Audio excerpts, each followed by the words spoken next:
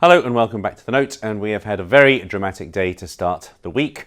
A very big move towards risk appetite once more, and there's absolutely no secret where that's coming from. The epicenter is the UK and its referendum on whether to stay in the European Union, which will be happening on Thursday of this week.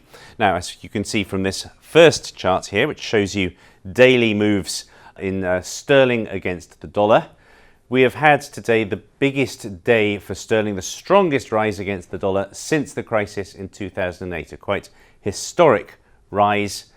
That, as you will see, is plainly being driven by perceptions about the risk of Brexit. If we take a look at this next chart, which compares the sterling dollar rate with the perceived odds of Brexit as tracked by odds checker from online betting sites, you can see that in the last few months since the referendum was actually called, since we've had a date, those two lines have obviously been very closely related to each other. There has been an extremely sharp move towards betting that the UK really is going to stay in Europe, and that has been followed by a move in sterling. Now, it's not just about sterling and British assets. You've also seen a rise in bond yields of the core European countries of the US. You've seen a fall in bond yields of the peripheral European countries. You've seen a rise in stocks around the world. You've seen a fall in gold. A very broad, generalized move towards greater risk appetite.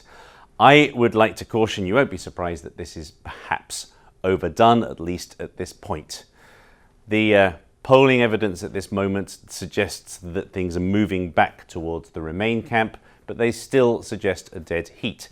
Now, polls in the UK have been wrong before. They were very wrong only a year ago when we had a general election in the UK. There is only one precedent for a UK referendum on whether to stay in the EU, and that was back in 1975. We are effectively in unprecedented territory. Also, I think a lot of people are putting a lot of weight on the referendum in Scotland over whether to stay in the UK of 2 years ago. There you saw a few polls suggesting that the Scots might actually vote to leave a few weeks before the referendum, and in the end the vote to stay with the UK was surprisingly comfortable. I would caution against that. If you want another precedent which is quite different, back in 1992 you had one of the biggest political upsets in the UK when the polls the week before the general election of 92 suggested that Labour were going to win quite comfortably, unseat the Conservatives who had been in for a long time.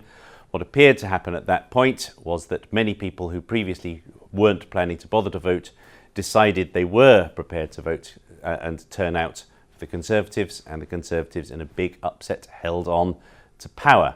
It's quite possible that the sentiment at this point that Britain will remain after all will prompt plenty of people who weren't sure whether they were going to bother to vote to turn out and vote to leave.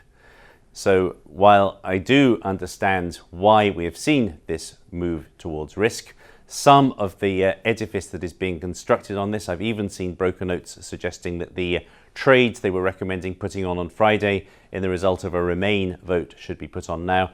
Far too much, I think, is being built on this far too soon.